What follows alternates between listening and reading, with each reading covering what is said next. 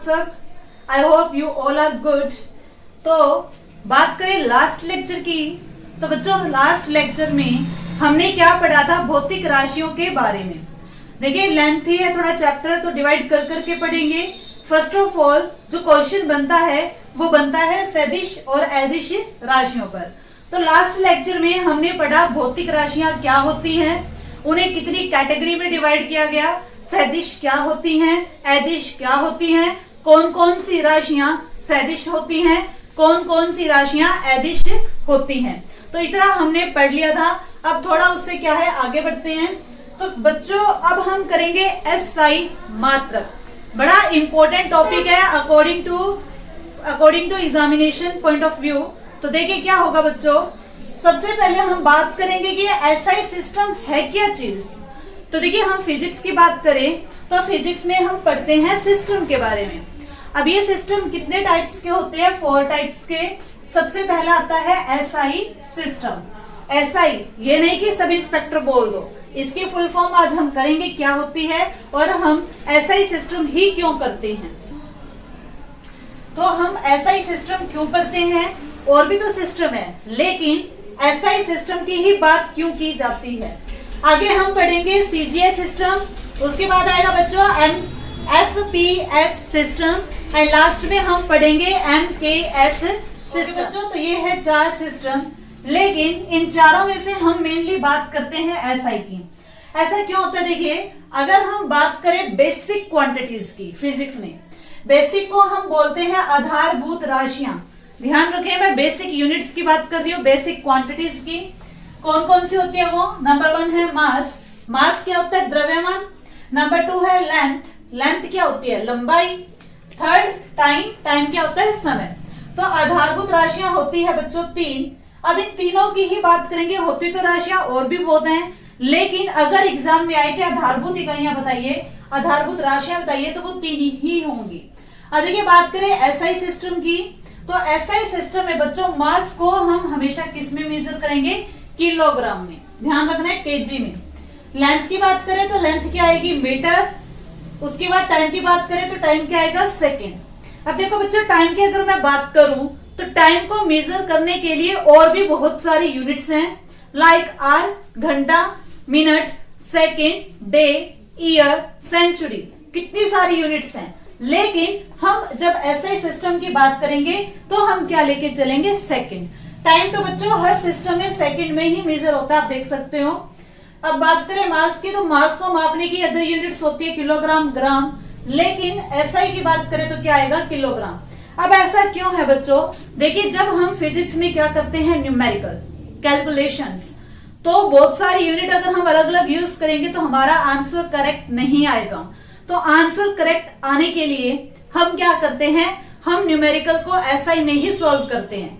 दूसरा रीजन बच्चों ये है, एसआई की फुल फॉर्म क्या बनती है? इंटरनेशनल सिस्टम ऑफ यूनिट, यानी कि जो एसआई यूनिट है वो इंटरनेशनल लेवल पर एक्सेप्ट की गई है। आप जो अपना न्यूमेरिकल करोगे वही जो है अमेरिका में अगर सॉल्व होगा तो दोनों के आंसर सेम आएंगे, क्योंकि क्या है? एसआई इंटरनेशनल, और जब भी फिजिक्स में न्यूमेरिकल होते हैं वो एसआई सिस्टम में ही किया जाता है। तो उसके बाद देखिए बच्चों एक और रीजन इसका आप यू भी समझ सकते हो कि एक फिजिकल क्वांटिटी, एक भौतिक राशि को मापने की बहुत सारी यूनिट्स होती हैं, तो हमें एक यूनिट में काम करना पड़ेगा, तो इसीलिए हम क्या बनाते हैं? एसआई सिस्टम बनाते हैं। उसके बाद बात करें सीजीएस सिस्टम की, तो बच्चों सीजीएस से ही आपकी यूनिट्स निकलेंगी। जैसे कि लेंथ है, लेंथ को किस में मेजर करोगे? सेंटीमीटर। ये बनेगा सी से। सीजीएस में सी से बनता है सेंटीमीटर, जी से बनता है ग्राम, एस से बनता है सेकंड। तो ये क्या है? ये सीजीएस सिस्टम है।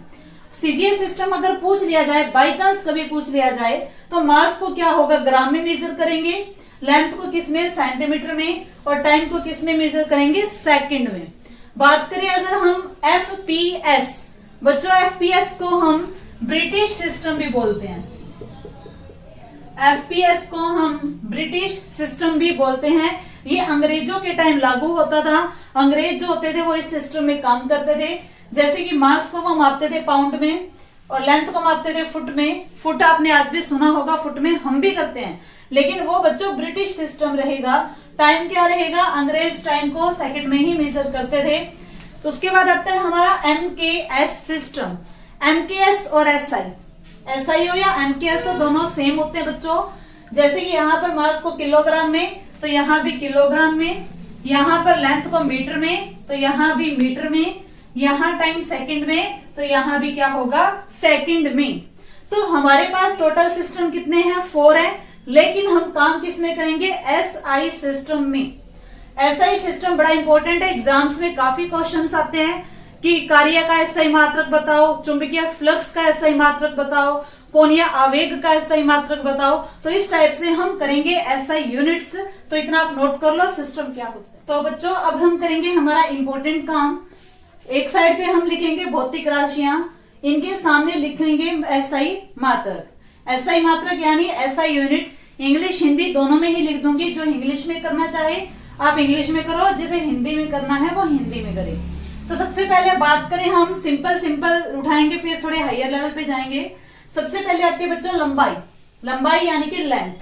तो लेंथ को हम किस में मापेंगे, मीटर में। और भी यूनिट होती है लेंथ को मापने की, like centimetre, nanometre, millimetre, micrometre, nanometre, angstrom. लेकिन हम क्या पढ़ रहे हैं, हम पढ़ रहे हैं SI मात्रक। उसके बाद आता है बच्चों चौड़ाई होती है इंग्लिश में ब्रेड्थ, जिसे हम मापेंगे मीटर में। मीटर का सिंबल क्या होगा, M होगा, यानी कि मीटर को हम रिप्रेजेंट करते हैं M से। उसके बाद आता है ऊंचाई होती है हाइट को किससे करेंगे, मीटर से। उसके बाद है बच्चों दूरी।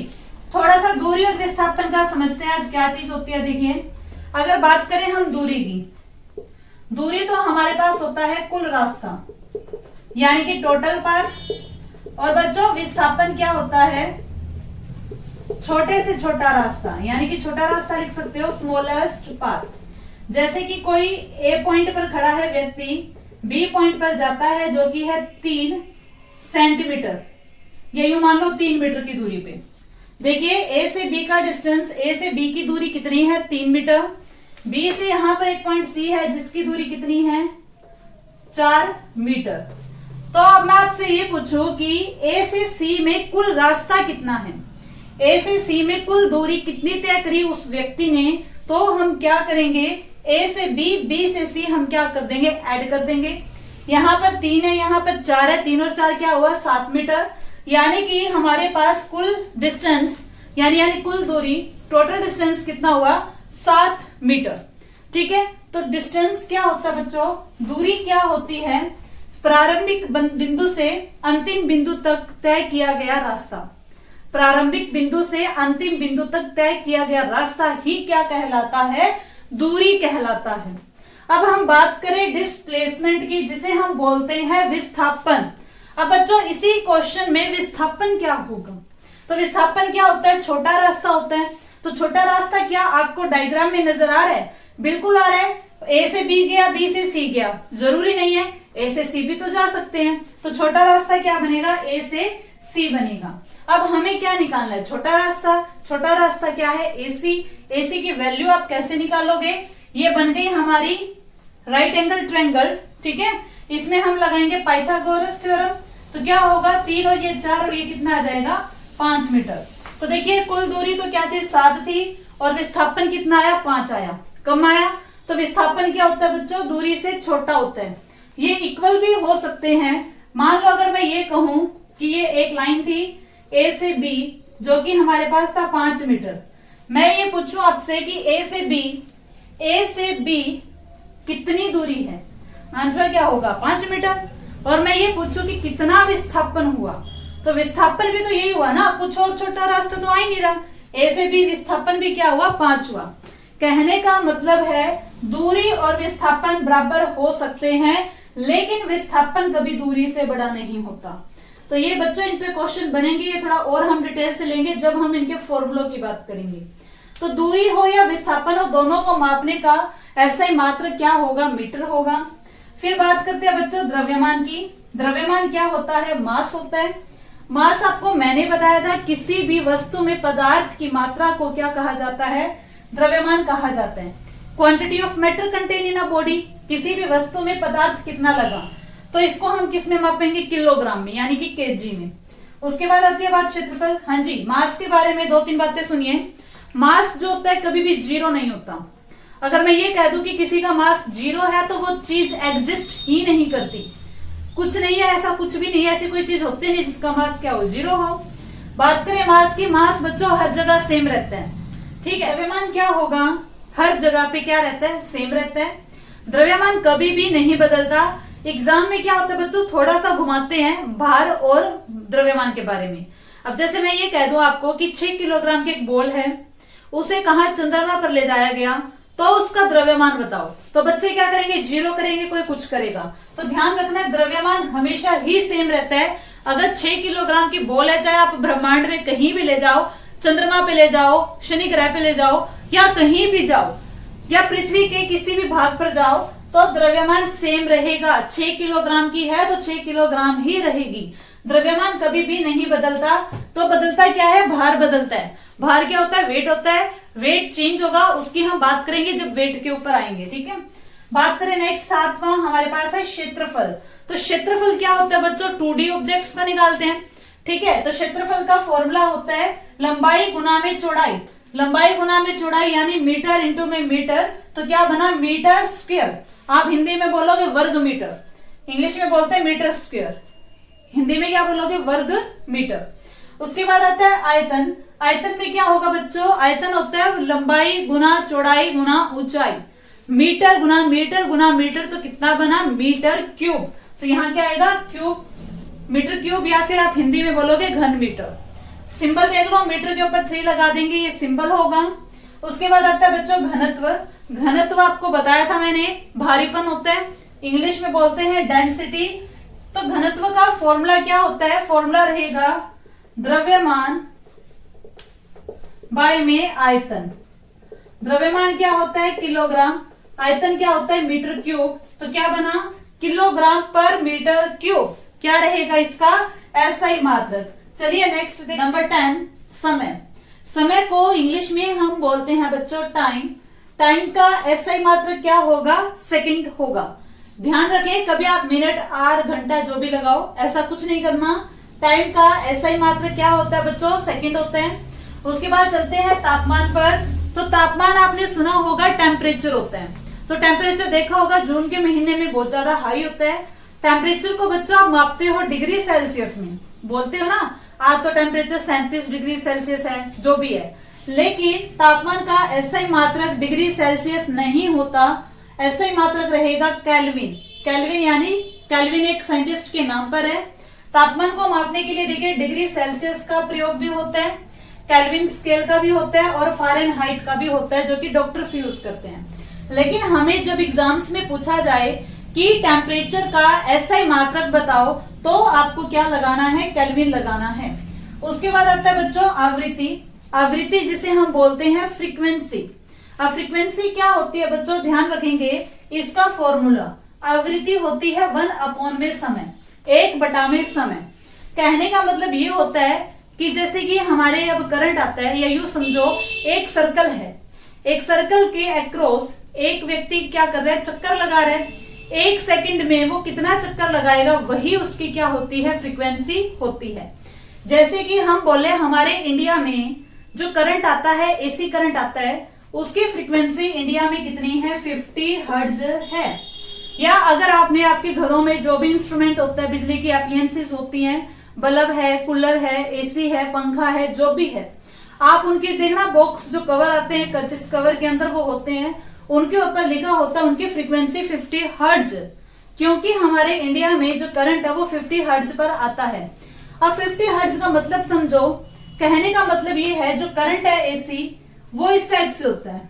देखो ये है एसी करंट का सिंबल। तो एसी करंट में बच्चों ये एक साइकिल है। 50 हर्ट्ज का मतलब क्या होगा, 50 हर्ट्ज का मतलब क्या होगा कि जो भारत में, इंडिया में जो करंट है वो 1 सेकंड में 50 साइकिल बनाता है। ऐसे 1 सेकंड की बात की जा रही है बच्चों, क्योंकि फ्रीक्वेंसी में 1 में क्या होता है, समय होता है। तो आवृत्ति का एसआई मात्रक अगर आ जाता है तो हम क्या बताएंगे, हर्ट्ज बताएंगे। और जिन बच्चों को आवृत्ति का नहीं पता वो ध्यान रखें, 1 सेकंड में कितने साइकिल बने या 1 सेकंड में कितनी वेव बनी, वही क्या होती है, फ्रीक्वेंसी। उसके बाद आता है बच्चों उष्मा। उष्मा क्या होती है? हीट होती है। हीट क्या होती है? आपने देखा होगा बल्ब को जब ऑन करते हैं तो हमें क्या मिलता है? बल्ब को जब ऑन किया जाता है तो हमें मिलती है लाइट। लाइट क्या होती है? प्रकाश। उसकी हेल्प से आप कमरे में रखी वस्तुओं को देख पाते हो। लेकिन कुछ देर जलने के बाद जब आप बल्ब को टच करोगे तो वो बल्ब क्या हो गया है? गर्म हो गया है। तो उसी को हम क्या कहते हैं? हीट कहते हैं। तो हीट का सही मात्रक क्या होगा बच्चों? कैलोरी। बड़ा इंपॉर्टेंट क्वेश्चन है, उसमें बच्चों बहुत बार एग्जाम में आई है। उसके बाद बात करें चाल की। चाल को इंग्लिश में हम बोलते हैं स्पीड। ध्यान रखें, काफी कंफ्यूजन रहती है बच्चों को चाल और वेग में। चाल होती है स्पीड, वेग होता है वेलोसिटी। चाल का फॉर्मूला क्या होता है बच्चों? आपने मैथमेटिक्स में भी किए होंगे सम। चाल होती है दूरी बटा में समय। होता है फॉर्मूला चाल का ये, दूरी बटा में समय।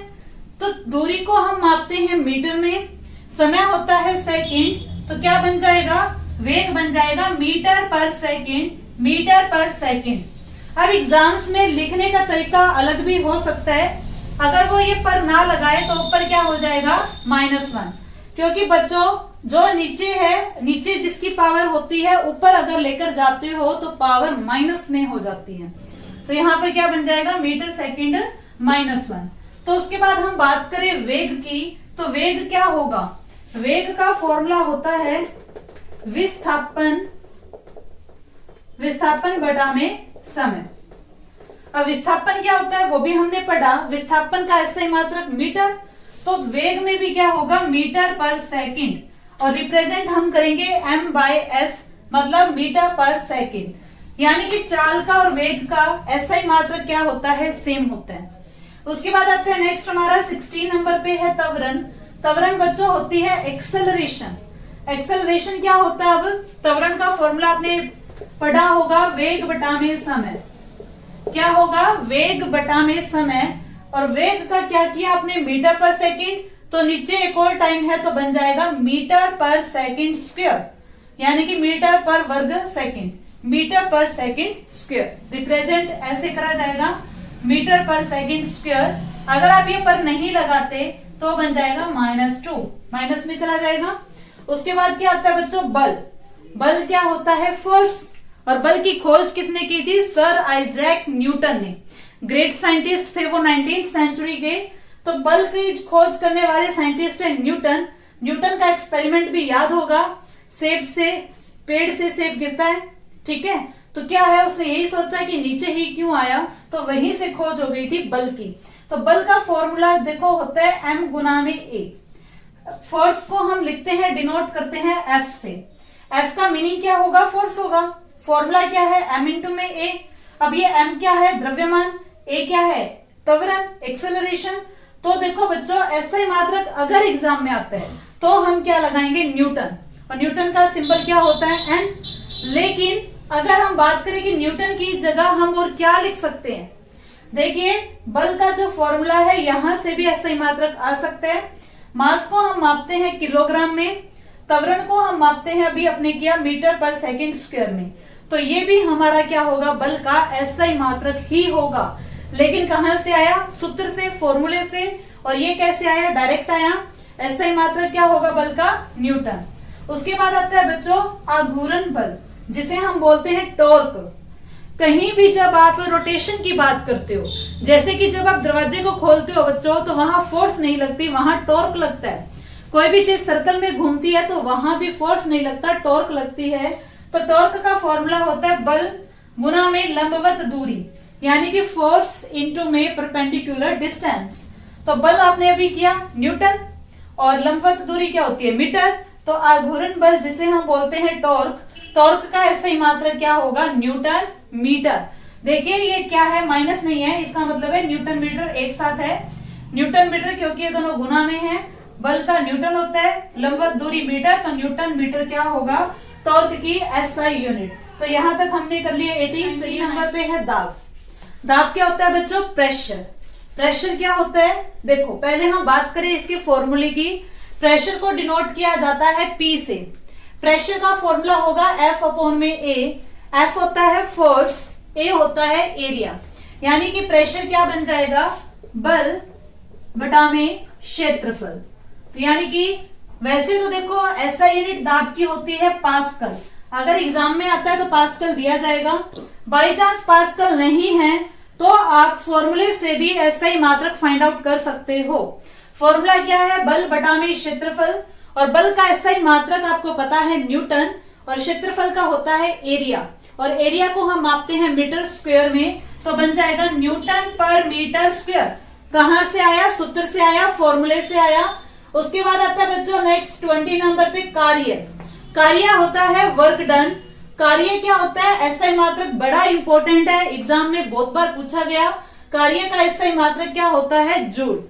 अब कार्य क्या होता है बच्चों, देखिए कार्य को हम डिनोट करते हैं W से, क्योंकि कार्य को इंग्लिश में हम बोलते हैं वर्क डन, तो वर्क डन से हम क्या लेंगे, W लेंगे। अब देखिए कार्य कब किया जाता है, जब आप किसी वस्तु पे लगाते हो बल, और बल लगाने से उसमें पैदा होता है विस्थापन, तो बच्चों आपने क्या किया, कार्य किया। अब हम सब मिलकर दीवार पे धक्का लगाएं तो दीवार क्या है बच्चों, आगे नहीं खिसकेगी, तो हमने कितना कार्य किया, 0 काम किया। लेकिन बल तो हमने लगाया ना। कार्य कब होता है, जब वस्तु में क्या होता है, विस्थापन होता है।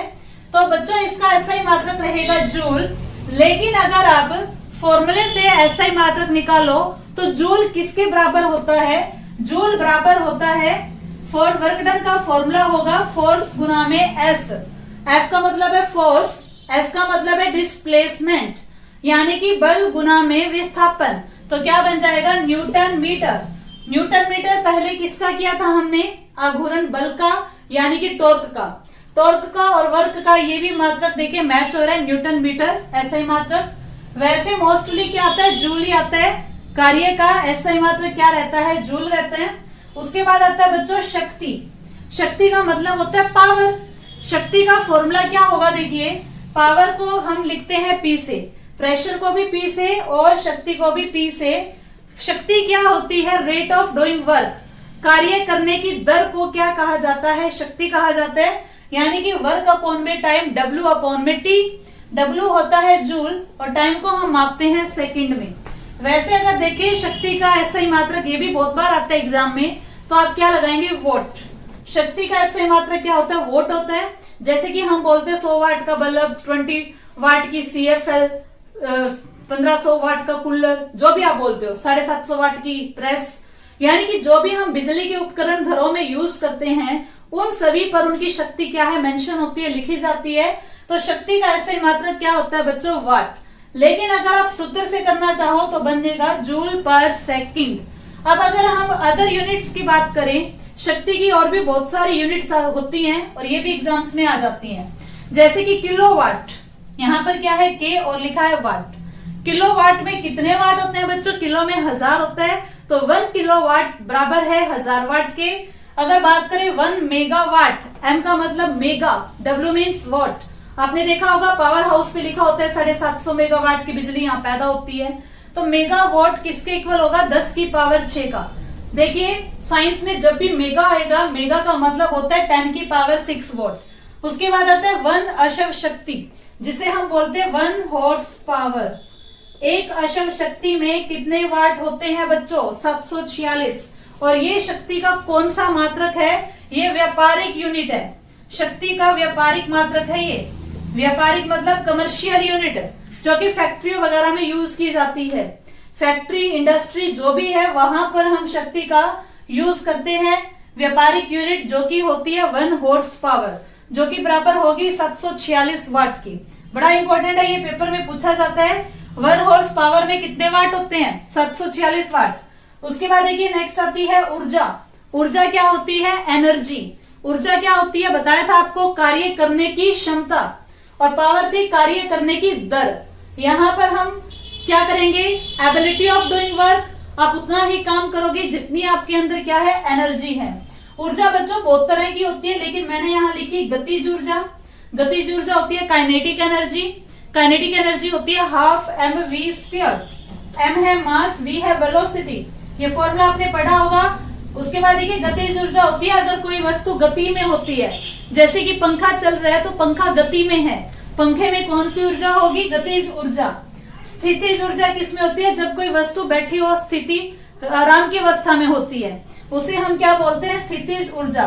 फॉर्मूला क्या होगा, mgh। ऊर्जा कोई भी हो बच्चों, SI मात्रक क्या रहेगा, जूल। उसके बाद देखिए ये तो हमारी हो गई 22, नेक्स्ट चलते हैं 23। नेक्स्ट देखिए बच्चों 23 भौतिक राशि गिवन है पृष्ठीय तनाव। पृष्ठीय तनाव को इंग्लिश में बोला जाता है सरफेस टेंशन। देखिए सरफेस टेंशन, ST का मीनिंग है सरफेस टेंशन। फॉर्मूला होता है F/L। F होता है बच्चों फोर्स, L होती है लेंथ। सरफेस टेंशन क्या होगी, फोर्स पर यूनिट लेंथ। तो यहाँ पर ऐसे मात्रक क्या होगा, देखिए फोर्स को मापते हैं न्यूटन में, लेंथ को मापते हैं मीटर में।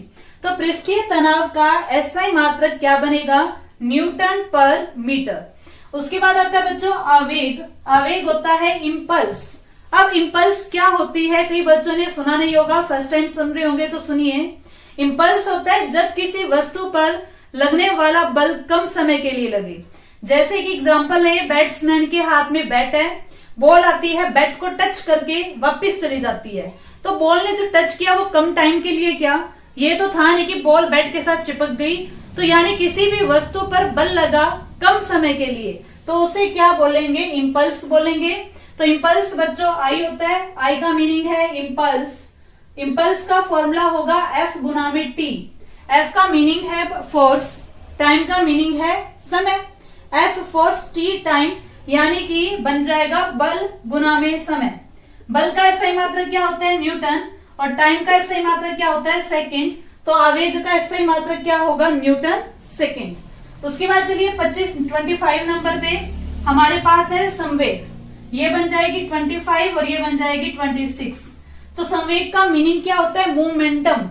सबसे पहले हम समझते हैं कि मोमेंटम क्या होता है। मोमेंटम होता है बच्चों किसी भी वस्तु में गति की मात्रा, quantity of motion contain in a body.